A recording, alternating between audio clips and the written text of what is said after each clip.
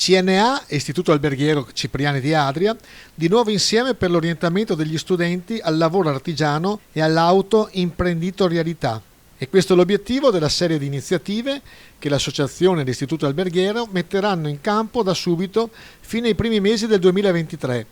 grazie al progetto Saper fare impresa, orientare i giovani al lavoro e favorire l'autoimprenditorialità per lo sviluppo economico del Polesine, cofinanziato dalla Camera di Commercio di Venezia Rovigo e gestito in partnership con Confesercenti Venezia Rovigo e Lega Coop Veneto.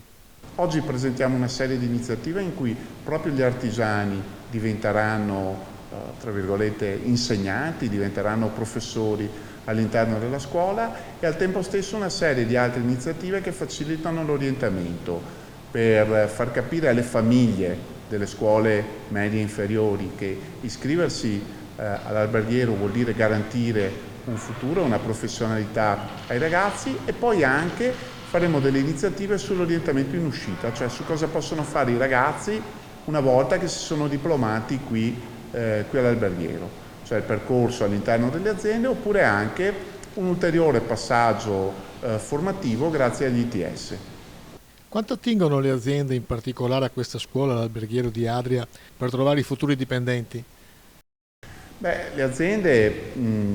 del comparto alimentare di CNA hanno bisogno delle competenze che vengono create all'interno della scuola, hanno bisogno dei ragazzi che escono da questa scuola e che in questa scuola, oltre a imparare tanto, imparano anche la passione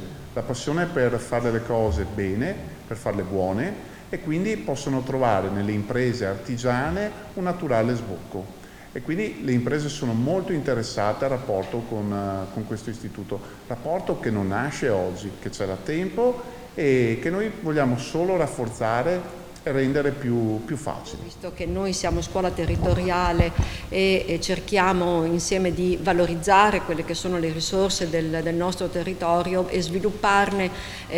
la vocazione prettamente turistica e agroalimentare. Questo orientamento in uscita o al mondo del lavoro o alla formazione più approfondita per poi entrare nel mondo del lavoro con le competenze più solide, è proprio per valorizzare la figura dell'imprenditore artigiano e per far capire anche ai nostri ragazzi il valore delle imprese artigiane. Cosa significa fare impresa? Fare impresa significa far crescere il territorio in cui siamo e noi sappiamo di quanto bisogno ci sia in questo momento. E trovo che sia fondamentale questa continua collaborazione con l'Istituto Alberghiero per tutte le aziende artigiane alimentari. Noi stessi, mia sorella mia sorella che è socia dell'azienda, appunto, è un ex studente dell'alberghiero e abbiamo dei collaboratori che vengono da questa scuola. Trovo importante appunto questi appuntamenti per riuscire a tenere sempre una sinergia tra il mondo del lavoro e il mondo della scuola.